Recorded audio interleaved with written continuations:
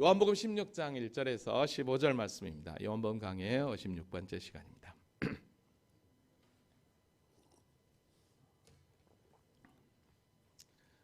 건강도 하나님이 은혜 주셔야 건강할 줄로 믿습니다. 아멘 아멘. 자, 요한복음 16장 1절에서 15절 말씀 우리 한 절씩 같이 합독하도록 할까요? 자, 시작. 내가 이것을 너희에게 이름은 너희로 실족하지 않게 하려 함이니 사람들이 너희를 출교할 뿐 아니라 때가 이르면 무릇 너희를 죽이는 자가 생각하기를 이것이 하나님을 섬기는 일이라 하리라. 그들이 이런 일을 할 것은 아버지와 나를 알지 못함이라. 오직 너희에게 이 말을 한 것은 너희로 그 때를 당하면 내가 너희에게 말한 이것을 기억나게 하려 함이요. 처음부터 이 말을 하지 아니한 것은 내가 너희와 함께 있었음이라. 지금 내가 나를 보내신 이에게로 가는데 너희 중에서 나더러 어디로 가는지 묻는 자가 없고 도리어 내가 이 말을 함으로 너희 마음에 근심이 가득하였도다. 그러나 내가 너희에게 실상을 말하노니 내가 떠나가는 것이 너희에게 유익이라. 내가 떠나가지 아니하면 보혜사가 너희에게로 오시지 아니할 것이요 가면 내가 그를 너희에게로 보내리니 그가 와서 죄에 대하여 의에 대하여 심판에 대하여 세상을 책망하시리라. 죄에 대하여라 함은 그들이 나를 믿지 아니하며 의에 대하여라 함은 내가 아버지께로 가니 너희가 다시 나를 보지 못하며 심판에 대하여라 함은 이 세상 임금이 심판을 받았음이라. 내가 아직도 너희에게 이를 것이 많으나 지금은 너희가 감당하지 못하리라. 그러나 진리의 성령이 오시며 그가 너희를 모든 진리 가운데로 인도하시리니 그가 스스로 말하지 않고 오직 들은 것을 말하며 장래일을 너희에게 알리시리라. 그가 내 영광을 나타내리니 내 것을 가지고 너희에게 알리시겠습니다. 무릇 아버지께 있는 것은 다 내 것이라. 그러므로 내가 말하기를 그가 내 것을 가지고 너희에게 알리시리라 하였노라. 영상을 함께 잠깐 보고 돌아오도록 하겠습니다.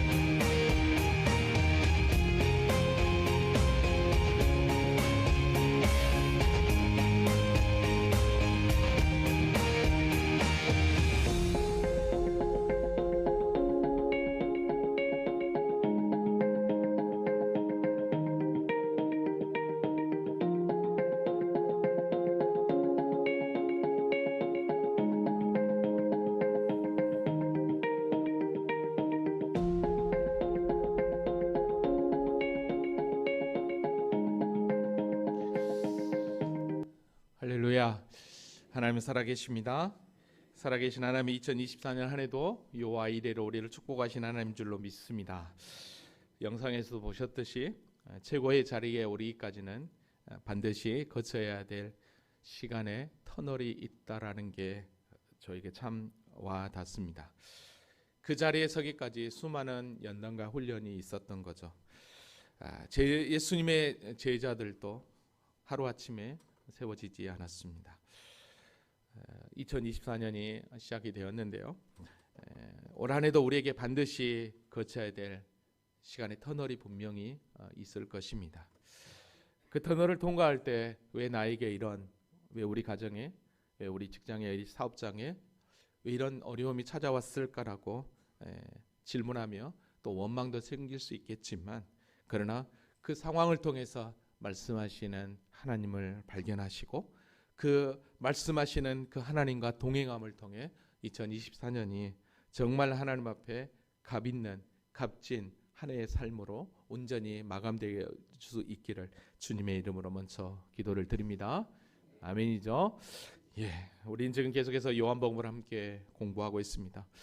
요한복음을 계속 준비하며 또 준비할 때마다 느끼는 거지만 예수님의 사랑이 얼마나 우리를 향한 크신 사랑인가를 계속해서 경험하게 됩니다.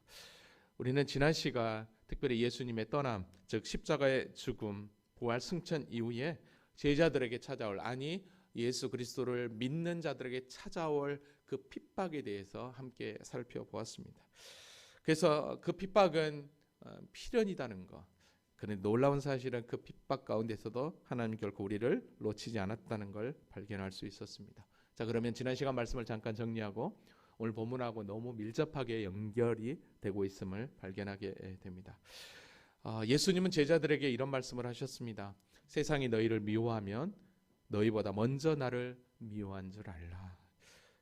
그건 다른 게 아니었습니다. 왜냐하면 세상에 우리가 속하지 않고 세상에 속한 우리를 예수 그리스도께서 선택해 주셔서 하나님의 자녀, 세상에 속하지 않는 하나님의 자녀로 삼아 주셨기 때문에 세상이 우리를 미워한다라고 그랬습니다. 그러니까 결국 세상은 우리 주님을 박해한 것처럼 저와 여러분을 또 박해할 거라고 분명히 이야기를 했습니다. 또 세상이 우리보다 먼저 예수님을 미워한 건 다른 게 아니었습니다. 예수님을 알지 못하고 예수님을 보내신 하나님도 알지 못했기 때문에 예수님도 박해했고 예수 믿는 우리도 박해한다는 것을 분명하게 알 수 있었습니다. 그러니까 하나님도 모르니까, 하나님이 왜 예수를 보낸 그 뜻도 모르니까 당연히 메시아로 오신 하나님의 아들 예수를 미워할 수밖에 없었죠. 사실 그러면 왜 예수가 왔는데 세상이 미워하느냐, 또 왜 우리가 그리스도인으로서 세상을 살아가는데 왜 세상으로부터 미움을 받느냐, 그건 다른 게 아니었습니다. 바로 죄 때문이었던 것 같습니다. 왜냐하면 예수가 와서 죄가 폭로가 되고 또 우리가 그리스도로 삶을 살아가는 데 있어서 세상과 구별된 삶을 통해 그들의 죄가 폭로되기 때문에 어쩌면 세상으로부터 우리가 공격을 당한다라고 하는 것들을 발견할 수 있었습니다. 자, 그리고 또 한 가지, 또 세상으로부터 이렇게 미움을 당할 수밖에 없었던 것은 바로 하나님의 말씀을 응하게 하기 위한 또 하나님의 섭리였던 것을 보게 되죠. 그러나 분명한 것은 이런 고난이 세상으로부터 오지만 그러나 우리가 두려워할 필요가 없는 건 다른 게 아니었습니다. 보혜사 성령님을 우리에게 주셔서 우리가 영원토록 함께 하여 주시기 때문에 우리는 결코 두려워하지 않고 그 세상으로부터 오는 모든 공격들을 이겨내며 믿음의 길을 걸어갈 수 있다라고 우리가 다짐을 했었습니다. 자, 여기까지가 지난 시간 말씀이었는데요. 오늘 본문은 다시 한 번 더 또 지난 시간 말씀을 이어서 이야기를 하고, 그리고 또 성령 하나님을 우리에게 보내주신 분명한 이유, 목적을 다시 한 번 더 설명을 하고 있는 걸 보게 됩니다. 아무쪼록 오늘 말씀을 통해 다시 한번 올 한 해 우리에게 그 어떤 상황과 환경에 어려움이 찾아온다 할지라도 성령 하나님이 우리와 함께하고 있음을 믿으며 믿음으로 멋지게 승리하는 그런 은혜가 이 말씀을 통해서 우리 가운데 다져지기를 주님의 이름으로 축원합니다. 자, 그러면 한 절 한 절 한번 말씀을 통해 가까이 가보도록 하겠습니다. 자, 1절 말씀 다 같이 한번 읽어볼까요? 자, 시작. 내가 이것을 너희에게 이름은 너희로 실족하지 않게 하려 함이니. 아멘. 자, 이것을 이룬다는 건 조금 전에 얘기했던 것처럼 세상이 너희를 미워한다. 그러나 성령이 너희와 함께할 거니까 걱정하지 마라 라고 말씀하시는 그것을 이야기합니다. 너희로 실족하지 않게 하려 한다라는 거죠. 너희로 실족하지 않게 하려 한다는 것은 넘어지지 않게 하려는 거고, 나중에 고난이 찾아오면 또 배교의 자리까지 갈 수 있기 때문인 거죠. 그래서 이 말씀을 하고 있는 것입니다. 자, 그러면 너희에게 찾아오는 핍박이 어느 정도인지 아느냐? 너희에게 찾아오는 세상을 향해 세상이 너희에게 공격하는 그 공격이 어느 정도인 줄 알아? 그게 바로 오늘 보면 2절입니다.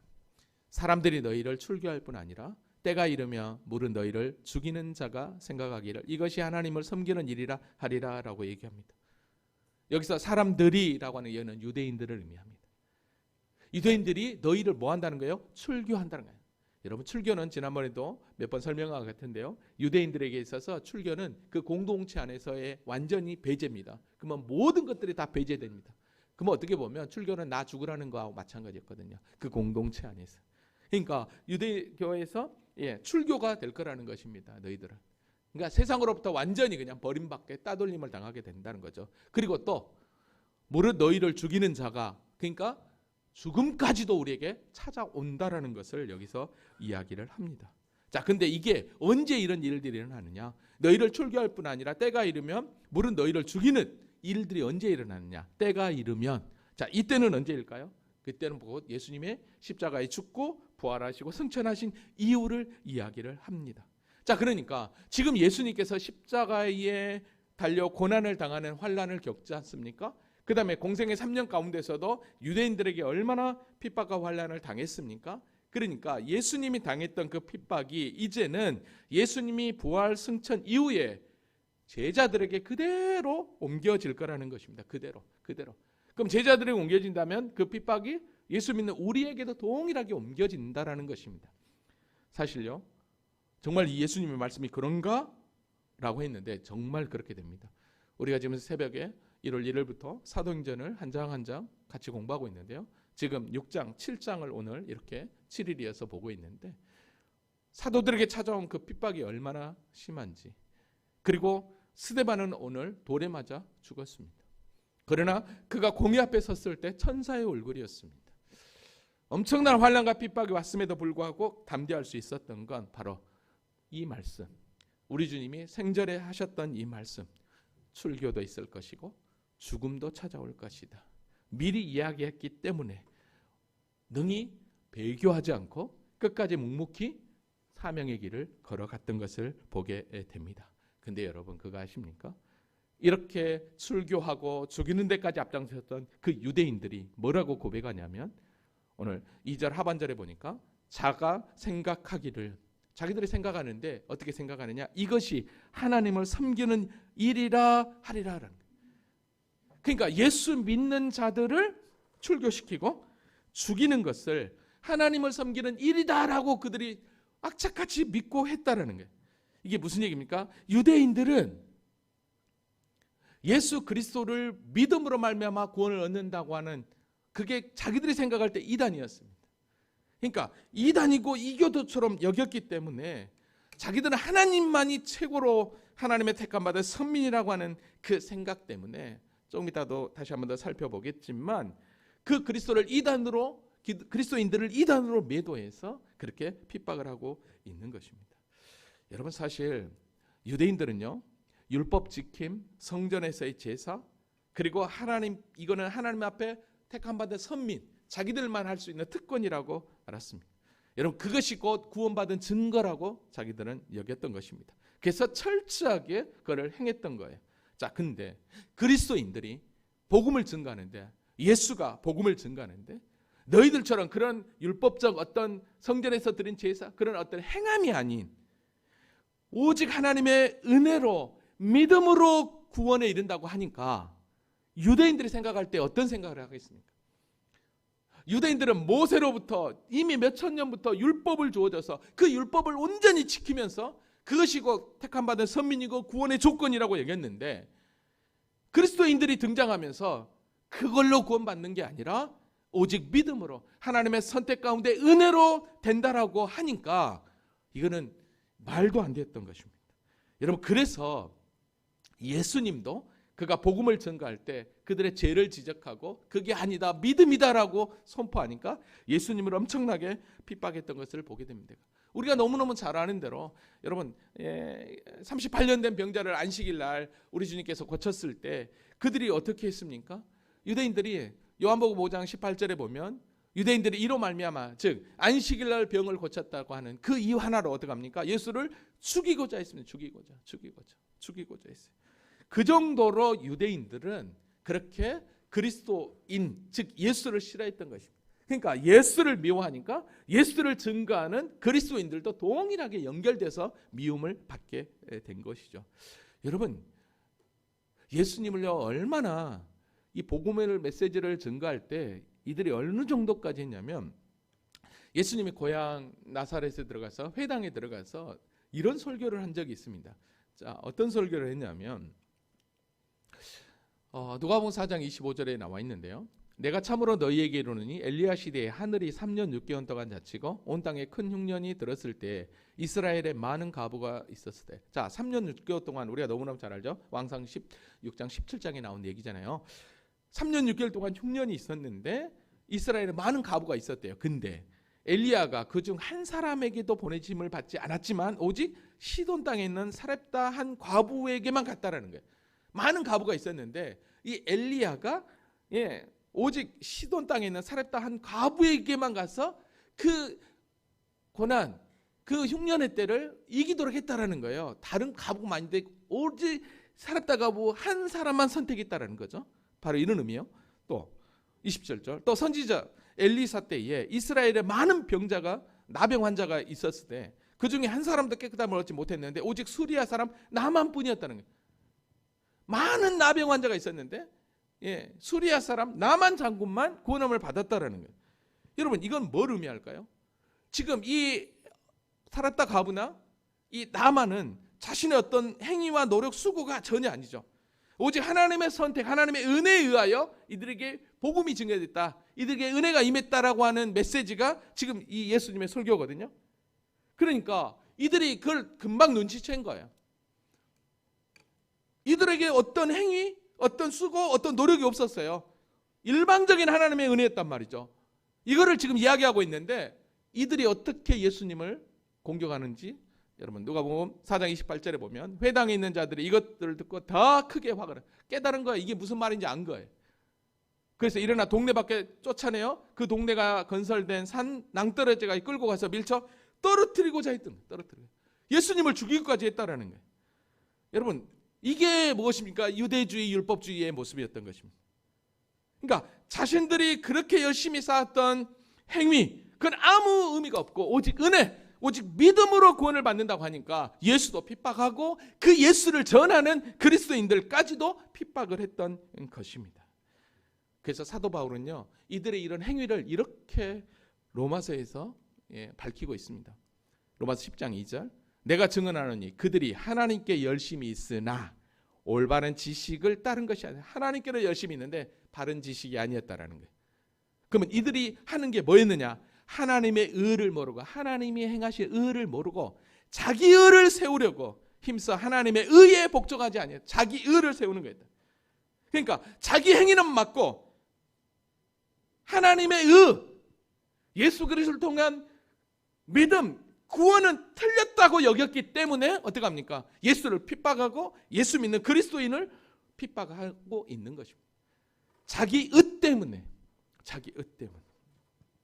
여러분, 그 대표적인 인물이 사도 바울이었거든요. 여러분, 사도 바울이요, 어떤 자였냐면 그가 사도행전 22장에서 이렇게 고백했습니다. 나는 유대인으로 길리기아 다속에서 났고 이성에서 자라 가말리엘 문화에서 우리 조상의 율법의 엄한 교훈을 받았고 오늘 너희 모든 사람처럼 하나님에 대하여 열심히 있는 자다. 하나님에 대해서 열심히, 율법에 대해서 열심히 있는 자였다는 거야. 내가 이 도를 박해하고, 이 도는 그리스도, 기독교죠. 이 도를 박해하여 사람을 죽이기까지 했다는 거예요. 이게 이제 스데반을 죽인 데 앞장섰던 그때죠. 또 남녀를 결박하여 옥에 넘겼다는 거예요. 넘겼다는 거예요. 그러면 사도 바울이 왜 이렇게 했느냐는 거예요. 왜 이렇게 했느냐? 그건 다른 게 아니었어요. 디모데전서 1장 13절에 보니까 내가 전에는 비방자고 박해자고 폭행자였어요. 근데 긍휼을 읽어보니까 내가 믿지 않을 때 알지 못한 거예요. 알지 못했다는 거예요. 그러니까 우리가 지난 시간에도 말씀드렸지만 왜 그리스도인을 핍박하느냐, 왜 예수를 핍박하고 왜 하나님을 모르기 때문에, 예수를 모르기 때문인 거예요. 우리가 믿는 하나님 예수가 누군지를 모르기 때문에, 뿐만 아니라 우리 때문에, 아까도 말씀드렸지만 예수님 때문에 우리가 죄를 깨닫게 되었잖아요. 내가 죄인이라는 거 알게 되었잖아요. 그럼 내가 죄인이다라는 것이 됐을 때 나만 한 게 아니라 세상 사람들에게도 죄라고 하는 게 폭로가 된 거예요. 그러니까 세상 사람들이 봤을 때 내가 뭔 죄가 있어. 그래서 어떡합니까? 넌 틀렸어. 그래서 핍박하는 것입니다. 자기의. 그래서 오늘 본문에서 우리 주님께서도 이 말씀하시는 거예요. 요한복음 16장 3절. 그들이 이런 일을 하는 것은 아버지와 나를 알지 못함이라라고 그랬어요. 알지 못해서. 지난 시간에 보았던 요한복음 15장 21절에도 그랬죠. 그러나 사람들이 내 이름으로 말미암아 이 모든 일을 너에게 하는 일은 나를 보내신 이를 알지 못함이라. 하나님의 뜻을 알지 못하기 때문입니다. 그래서 핍박을 하는 것입니다. 사실 예수님도 계속해서 당신이 누군지를 자정해 주셨어요. 내가 왜 이 땅에 왔는지를 이야기했단 말이죠. 요한복음 14장 7절에 보니까 너희가 나를 알았더라면 내 아버지도 알았으리로다. 이제부터는 너희가 그를 알았고 또 보았느니라. 당신이 이 땅에 온 하나님이라는 것, 메시아라는 것, 구원자라는 걸 누누이 얘기했어요. 뿐만 아니라 요한복음 3장에서도 보면 무엇입니까? 하나님이 그 아들 나를 세상에 보낸 건 세상을 심판하는 게 아니라 세상을 구원하라 했다. 그를 믿는 자는 심판을 받지 아니하고 믿지 아니하는 자는 하나님의 아들 독생자 이름을 믿지 아니하므로 벌써 심판을 받았다라고 분명하게 이야기를 합니다. 여러분, 그럼에도 불구하고 세상은 깨닫지를 못했어요. 근데 저와 여러분은, 제자들은 지금 하나님의 선택, 하나님의 은혜 가운데 있어서 깨닫고 있는 것입니다. 그래서 오늘 본문 다시 돌아오면 16장 4절에 이렇게 얘기합니다. 오직 너희에게 이 말을 하는 것은, 내가 이렇게 얘기하는 건 너희로 그때 당하면, 너희가 그런 어려움이 찾아오면 내가 너희에게 말한 이것을 기억나게 하라 한다. 기억나게 한다는 거예요. 여러분, 왜 우리가 성경을 보고 성경에 나와 있는 말씀을 통해 우리가 도전받고 계속해서 성경을 묵상하라고 하는 이유가 무엇입니까? 그건 다른 게 아닙니다. 어려움을 만날 때, 어떤 상황을 경험할 때 그 말씀이 내 안에 딱 각인이 되어버리면 그 말씀이 나를 붙잡고 가기 때문인 거예요. 그 말씀이 나를 위로하기 때문인 것입니다. 아멘입니까? 처음부터 이 말을 하지 아니한 것은 내가 너희와 함께함이라 라고 그랬습니다. 여러분, 처음부터 이 말을 하지 않는 것은 내가 너희와, 그러니까 그동안 예수님이 함께했기 때문에 예수님이 당신이 고난을 다 받으셨어요. 제자들보다. 근데 이제 어떡합니까? 당신이 이제 떠나고 나면 제자들이 예수님이 증거했던 그 복음의 증인으로 나가야 되니까 똑같이 예수님이 당한 그 고난이 제자들에게 찾아올 것이니까 여기서 이렇게 이야기하고 있는 것을 보게 됩니다. 그러니까 언제부터 예수님이 이 제자들의 핍박이 오느냐? 예수님이 떠난 이후에. 그러면서 오늘 5절에 이런 얘기를 합니다. 지금 내가 나를 보내신 이에게로 가는데, 이게 무엇이죠? 나 십자가 지로 이제 가는데, 그죠? 가는데 너희 중에 나더러 어디로 가는지 묻는 자가 없고. 묻는 자가 없고? 분명히 물었거든요. 예수님 어디 가세요? 왜냐하면 그 6월절 마지막 만찬 때 베드로가 그렇게 이야기했었거든요. 시몬 베드로가 주여 어디로 가시나이까 분명히 그랬어요. 분명히 얘기했거든요. 근데 예수님께서 너희 중에 나더러 어디로 가는지 묻는 자가 없다라는 이야기를 해요. 그럼 이게 도대체 무슨 말인가라고 했을 때 그건 다른 게 아니에요. 이런 의미로서 어디 가는데요? 그런 의미가 아니라, 야, 너희에게 내가 떠남으로 말미암아 이후에 이제 고난이 찾아오는데 그 고난으로 찾아올 유익에는 전혀 관심이 없고 다른 것에만 너희들 관심이 있다, 이런 의미예요. 그래서 너희 중에 나더러 어디로 가는지 묻는 자가 없다, 이런 표현을 한 거예요. 왜? 내가 지금 이런 얘기를 해도 그 고난으로 찾아올 유익, 그 은혜에는 관심이 없고 지금 어디에 관심을 두고 있는 거야, 이제 이런 메시지라고 할 수 있겠습니다. 자, 그러면서 6절에 보니까 도리어 내가 이 말을 함으로 마음에 근심이 가다가 오히려 더 근심만 가는 거예요. 아니 왜 지금 예수님 뭔 얘기를 하는 거야? 아니 무슨 고난이 오고 무슨 출교가 있고 뭐 죽이기도 하고 막 이런 일이 된다는 거야. 여전히 제자들은 여전히 모르고 있는 거예요. 여러분 깨닫지 못하는 거예요. 여러분 제자들이 그랬어요. 3년이나 따라다녔어도. 근데 언제 이들이 깨달은 줄 아십니까? 바로 오순절 성령 강림 이후에 성령이 임하고 나서는요. 완전히 뒤집어져 버립니다. 완전히 이 모든 것들을 다 깨달아 버립니다. 근데 이 모든 것들을 완전히 깨닫게 된 그게 오순절 성령 강림이었거든요. 근데 그 오순절 성령 강림 그거에 대해서 이제 7절부터 우리 주님께서 분명하게 이야기를 합니다. 깨닫지 못하니까. 왜? 아무리 얘기해도 깨닫지 못하지만 성령이 오면 분명히 깨닫게 되거든요. 자, 그거에 대해서 이제 7절부터 얘기하거든요. 자, 7절 다 같이 한번 읽어볼까요? 자, 시작. 그러나 내가 너희에게 실상을 말하노니 내가 떠나가는 것이 너희에게 유익이라. 내가 떠나가지 아니하며 보혜사가 너희에게로 오시지 아니할 것이요 가면 내가 그를 너희에게로 보내리니. 아멘. 자, 떠나가는 것이 너희에게 유익이래요. 왜 떠나가는 게 유익입니까? 지난번에도 말씀드렸지만 예수님은 육을 가지고 계신 분이십니다. 육을 가지고 계시면 시간과 공간의 제약을 가지고 계시죠. 그러나 떠나가시고 나면 성령님이 오시면 성령님은 영으로 계시기 때문에 시공간을 초월해서 우리와 영원토록 함께 하시기 때문에 떠나가는 게 유익이다라고 여기서 분명하게 이야기하고 있는 것을 보게 됩니다. 자, 근데 여러분 보십시오. 예수님이 이 땅에 오셨다. 그리고 다시 승천하셨다. 그리고 가면 내가 그를 너희에게 보내겠다. 성령을 보내겠다잖아요. 그러면 결국은 성령님이 온다라는 것은 뭘 의미합니까? 예수님께서 이 땅에 오셔서 완벽한 구원 사역을 이루고 다시 승계하셨다는 이야기입니다. 그러니까 우리의 구원을 위해서는 2000년 전에 십자가에 죽으신 그 예수 그리스도로 충분하고 그 예수 한 번만으로 우리의 구원은 완성이 된 것입니다. 그러니까 또 다른 예수는 필요 없는 거예요. 아멘입니까? 성령님이 오셨잖아요. 그게 분명히 그러잖아요. 가면 내가 너희에게 내가 그를 너희에게 보내겠다고 분명히 그랬어요. 그러니까 성령님이 왔다는 건 예수님의 완전한 구속, 완전한 구원이 이루어졌다라는 거예요. 그래서 다시 승계하셨다는 것을 여기서 이야기를 합니다. 자, 그러면 성령님이 오셔서 자, 우리에게 자, 유익을 주는데 어떤 역사들이 일어나는지 오늘 8절에 보니까 와서 성령이 오면 죄에 대하여, 의에 대하여, 심판에 대하여 세상을 여러분 책망할 거라고 이야기합니다.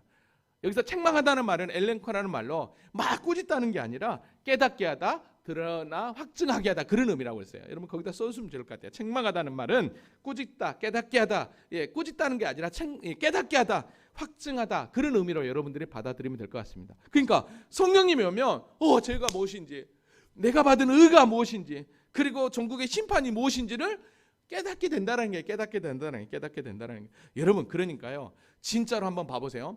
성령님이 우리 가운데 오지 않으면, 하나님의 은혜가 우리 가운데 임하지 않으면 내가 죄가 뭔지 의가 뭔지 심판이 뭔지도 몰라요. 자, 근데 잘 보세요. 죄가 뭔지 의가 뭔지 심판이 뭔지를 오늘 본문은 정확하게 밝힙니다. 여러분 9절 보세요. 죄에 대하여라면 그들이 나를 믿지 아니하며 그랬습니다. 여러분 죄가 무엇입니까? 죄가 분명히 그랬어요. 뭐냐면 죄에 대하여는 그들이 나를 믿지 않. 네, 그렇습니다. 죄는 예수 그리스도를 믿지 않는 게 죄입니다. 아멘이에요. 우리는 너무 죄를 세상적인 윤리 도덕적으로만 죄가 죄라고 여겨요. 그러나 그런 걸 죄죠. 그러나 진짜 하나님이 말씀하시는 죄는 예수 그리스도를 믿지 않는 게 죄예요. 여기서 그러잖아요. 죄에 대해라면 그들이 나를 믿지 아니하며, 그러니까 예수를 믿지 않고 예수를 보내신 하나님도 믿지 않는 게 죄인 것입니다. 그래서 성령이 우리 가운데 오시면 죄에 대하여 그렇구나. 나는 존재적 죄인이구나. 나는 죽을 수밖에 없는 죄인이구나. 그래서 내가 예수가 아니면 나는 구원받을 수 없는 존재구나. 그래서 예수를 믿어야만 되겠구나 라고 하는 걸 깨닫게 하고 가르쳐주는 게 뭐다? 성령님이다. 아멘입니까? 여러분 그래서 죄를 모르면 아까도 그랬잖아요. 자기 의에 사로잡힌다고 그랬어요. 그러면 자기 의에 사로잡히니까 여러분 요한복음 12장 41절에 43절에 우리 주님이 그런 얘기를 했어요. 그들은 사람의 영광을 하나님의 영광보다 더 사랑하였다라고. 이게 자기 의에 충만한 자였어요. 그러나 예수님이 와가지고 어떻게 합니까? 절대로 죄를 핑계할 수 없다라고 그랬어요. 죄가 다 폭로되고 있는 것이. 그 다음에 10절에 보니까 의에 대하라 하면 그랬어요. 의가 뭐냐라는 거예요. 근데 잘 보세요.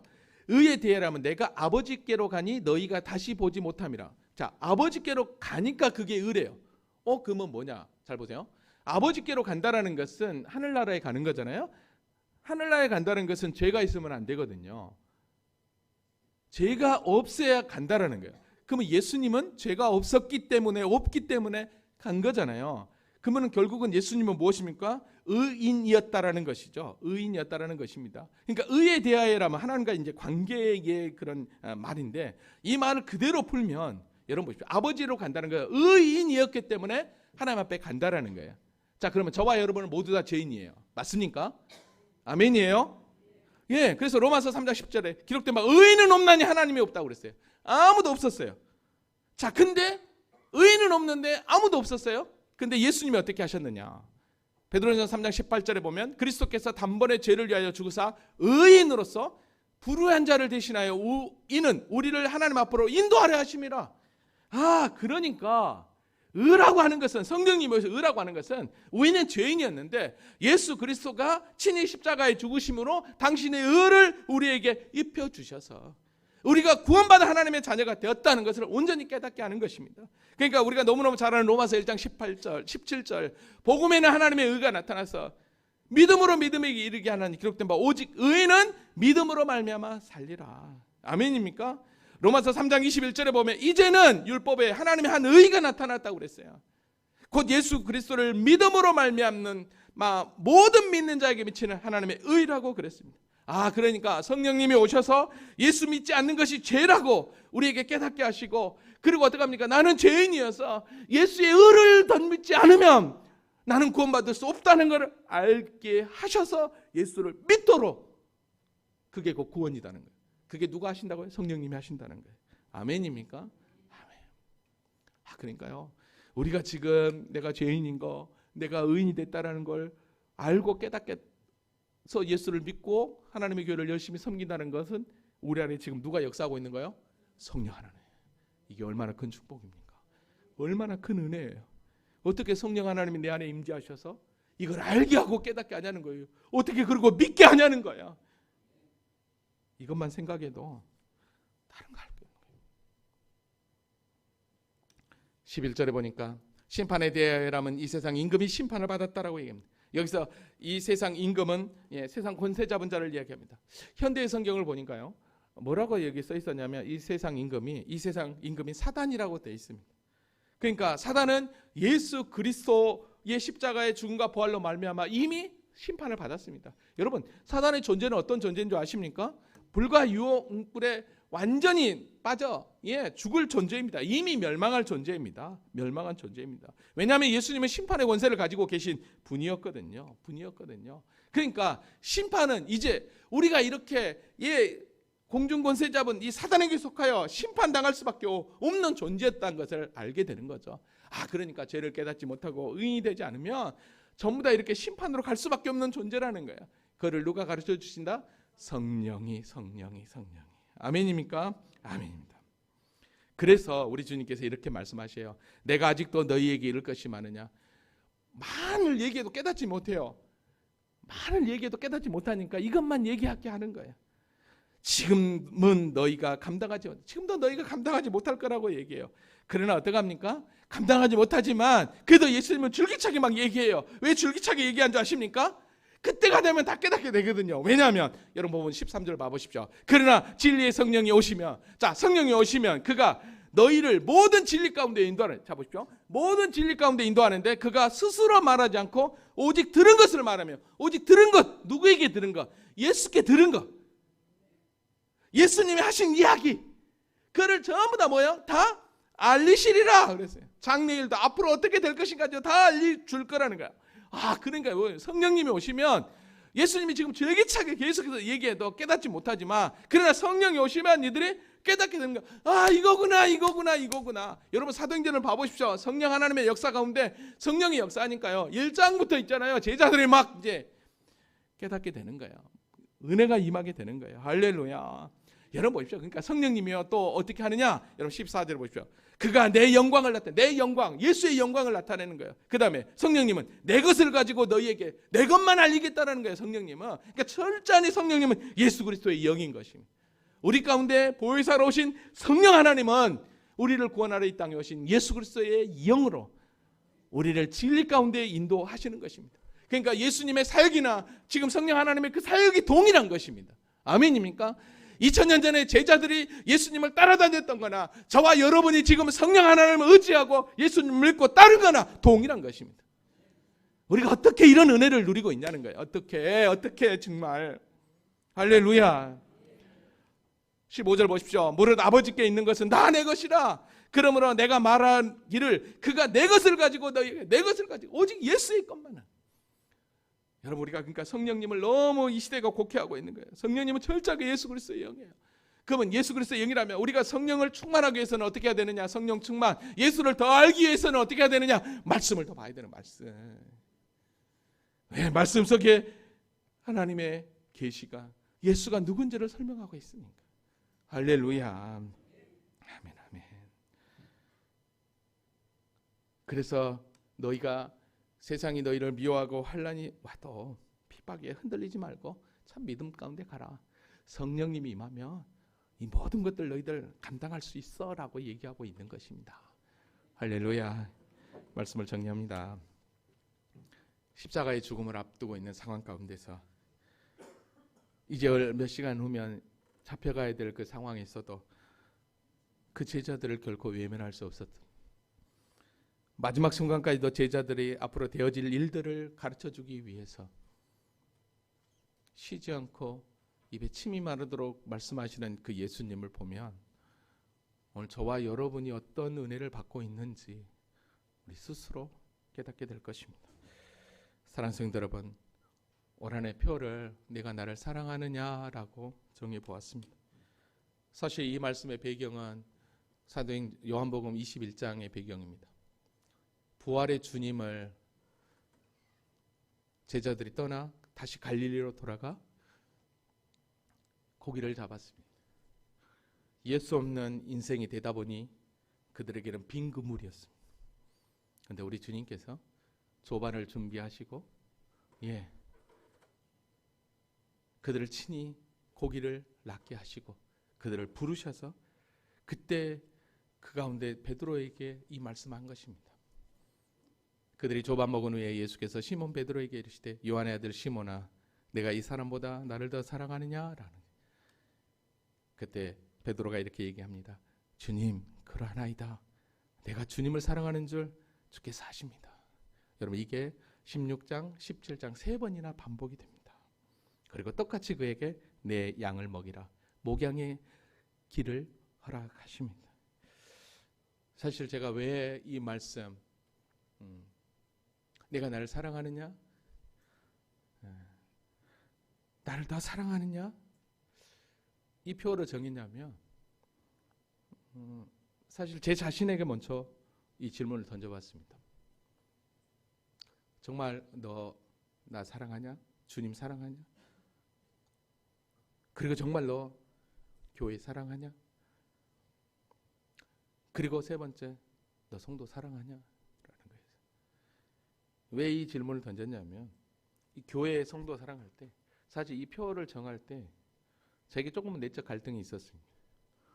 두 교회에서 저에게 청빙의 의뢰건이 왔었습니다. 한 번 정도는 점프해야 되지 않겠냐. 근데 정말 교회를 사랑하고 성도를 사랑하고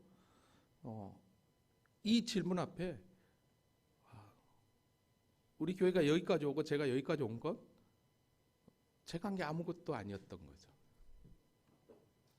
주님이 하셨는데 내가 좀 교회를 이렇게 또 세웠다고? 이건 내가 세운 게 아니지.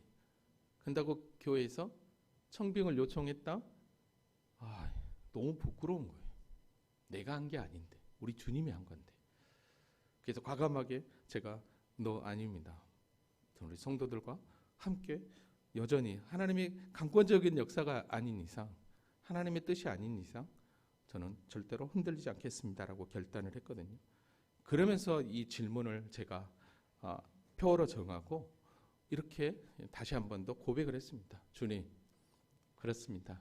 내가 주님을 사랑하고 하나님의 교회를 사랑하고 성도를 사랑하겠습니다. 이 고백을 했습니다. 그리고 여러분들에게 올해 표어를 정했습니다. 오늘 제가 여러분들에게 주보에게 보면 인사와 목회 지침에다가 이 내용을 써놨는데요. 사실 3번의 질문을 하거든요. 근데 저는 이 3번의 질문을 저는 이렇게 그냥 받았습니다. 첫 번째, 네가 정말 나를 사랑하느냐 했을 때 주님 얼마나 사랑하느냐. 두 번째, 정말 너 교회 사랑하느냐. 또 3번째 질문은 이웃과 성도를 사랑하느냐.